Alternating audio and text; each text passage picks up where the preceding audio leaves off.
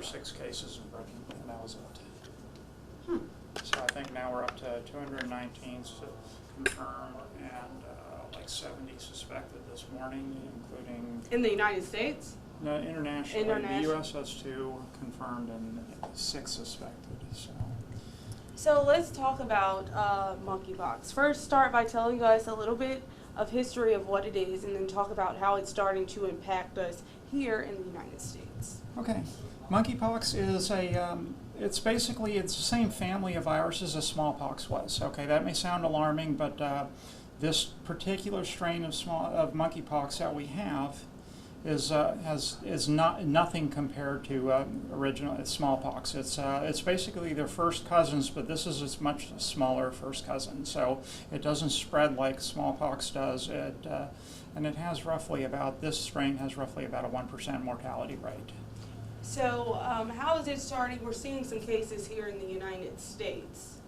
Well, they found that originally there was somebody who had traveled to one of the countries in Africa and contracted it, and they had been hospitalized for 39 days, and then they came back to England after they were pronounced cleared, but it turned out that the infection was resurgent, and it started the outbreak in England, which then had some super spreader events also in Europe, which kind of made the current caseload.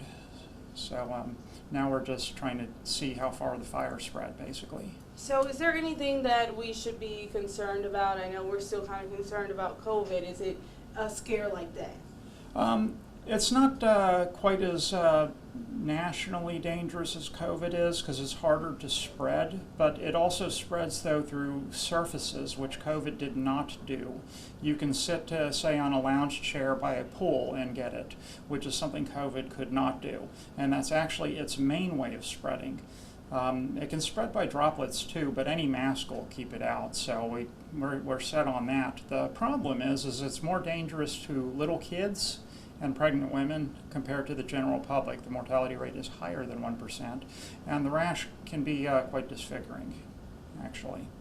And I read a little earlier that the CDC is preparing vaccines just in case.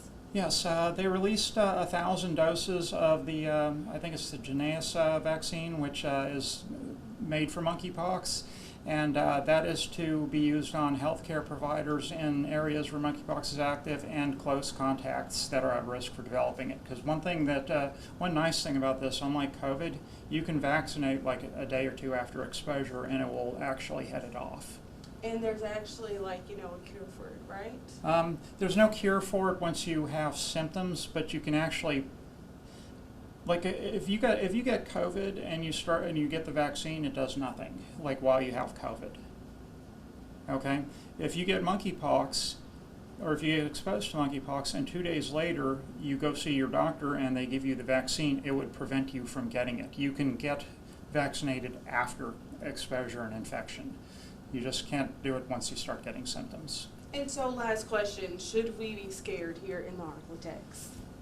We should keep our eye on it. This does have the potential to cause significant problems. Okay, think a swimming pool that someone sits on the chairs and starts a local outbreak. Okay, that's the kind of burn I think this is going to do.